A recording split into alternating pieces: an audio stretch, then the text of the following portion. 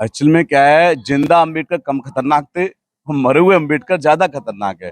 Politics में famous होने के लिए ये विरोध कर रहे हैं, और कोई रीजन नहीं है। ये फेमस हो जाएंगे, इनको भाजपा टिकट देगी, और कोई विरोध नहीं है।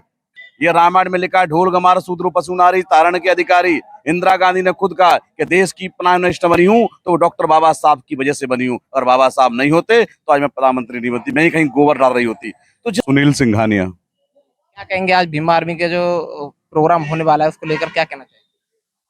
भीम आर्मी समस्त बहुजन समाज के जितने भी संगठन हैं, जो महापुरुषों की विचारधारा है, जैसे बाबा साहब अम्बेडकर का प्रतिमा को लेकर एमपी ग्वालियर हाई कोर्ट में जो कुछ लोग विरोध कर रहे हैं, उन लोगों को कम से कम इतना पता ना होना चाहिए कि जिस कानून निर्माता डॉक्टर अम्बेडकर ने समता बनता के न्याय पर सभी देश के न्याय, महिला को लेकर सभी को बराबरी का सम्मान दर्जा दिया, उस महापुरुष ज्ञान के प्रतीक, उस समानता के प्रतीक, उस दर्जे के प्रतीक जिनको सदियों से दर्जा नहीं मिला, मानव सम्मान नहीं मिला, पहनने का, कपड़े का, मकान का अधिकार नहीं मिला, उस बाबा साहब अम्बेडकर ने सभी को वो सम्मान दिया, उस मंजिल तक पहुंचाया। आज चंद लोग उसका विरोध कर रहे हैं, और चंद लोग विरोध नहीं कर रहे, वो नालायकों को ये नहीं पता कि जिस बाबा साहब अम्बेडकर के संविधान को पढ़कर हिंदू कोड बिल में उसकी माँ को, उसकी बहन को भी अधिकार डॉक्टर अम्बेडकर ने दिया, वरना पढ़ने लिखने का अधिकार नहीं था।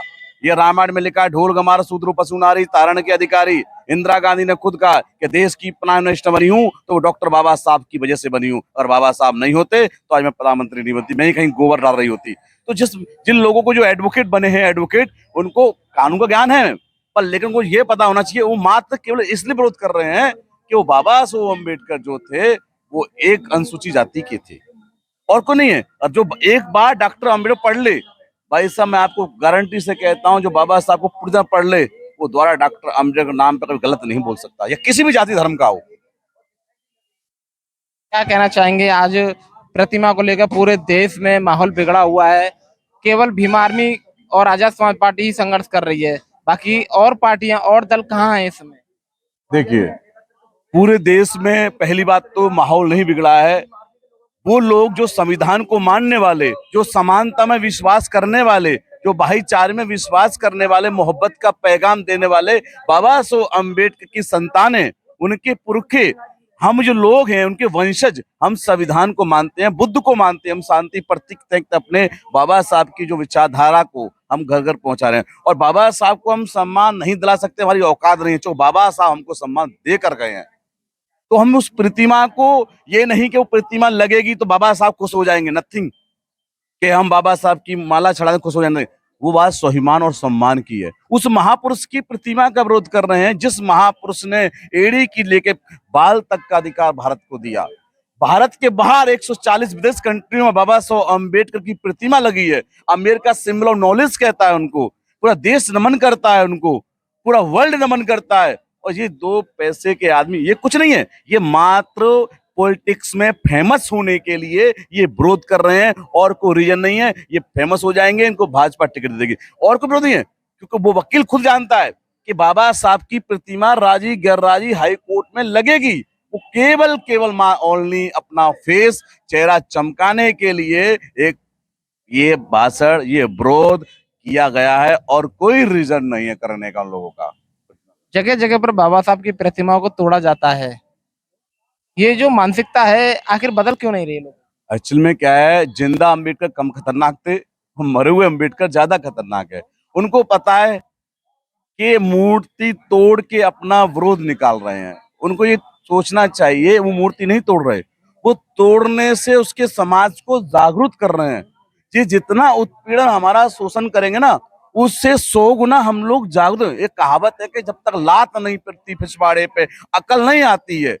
अगर मेरे गांव में सदियों से हम लोग बात नहीं जानते, एक आदमी को ठाकुर या किसी जाति का आदमी मार दे, वहां भीम आर्मी पहुंच जाएंगे, लोग पहुंच जाएंगे, वो लोग तुरंत अम्बेडकरवादी बन जाएंगे। हाँ, जितना हमारा विरोध कर रहे हैं, जितना हमारा उत्पीड़न शोषण कर रहे हैं, उसी तेजी से हमारे बहुजन समाज के लोग, एसटी एसटी ओबीसी के लोग, 6743 जातियों के लोग, बहुजन समाज के लोग एक हो रहे हैं। हम कहे कि पूरा बहुजन एक नहीं हो रहा है बहुत जल्दी, क्योंकि जिस दिन एजुकेशन सब पे पहुंचेगी, जिसे सही गलत की पहचान होगी, कौन अपना कौन परा, इन लोगों ने हम लोगों में इतना विभाजित कर दिया कि 6,743 जातियां बना दिया कि कभी एक नहीं होंगी। ये भारत में 4 वर्ण थे, वैश्य, ब्राह्मण, क्षत्रिय, शूद्र।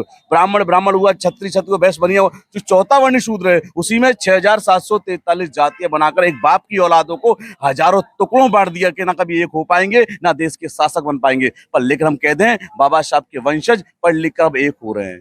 हम ये नहीं कह रहे कि हमें रिजल्ट 100% मिल रहा है, पर जितना मिल रहा है और मिलता रहेगा। ये बहुजन समाज का एक एक बच्चा, युव सब बहुत जल्दी आपको 10-12 साल के अंदर ये बहुजन समाज एक मंच पर जरूर लाएगा, क्योंकि मुझे पता है कि जब तक एक नहीं आएगा सत्ता पे काबिज नहीं होंगे।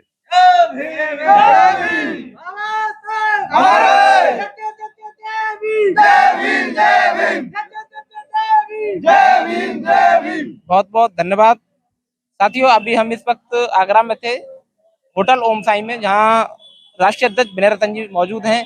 अभी कुछ ही समय में राष्ट्रीय अध्यक्ष विनय रतन जी निकलेंगे और उस ग्राउंड पर पहुंचेंगे जहां आज सभा होने वाली है। तो साथियों बने रहिए हमारे साथ, मिलते हैं आपसे नेक्स्ट वीडियो में। जय भीम।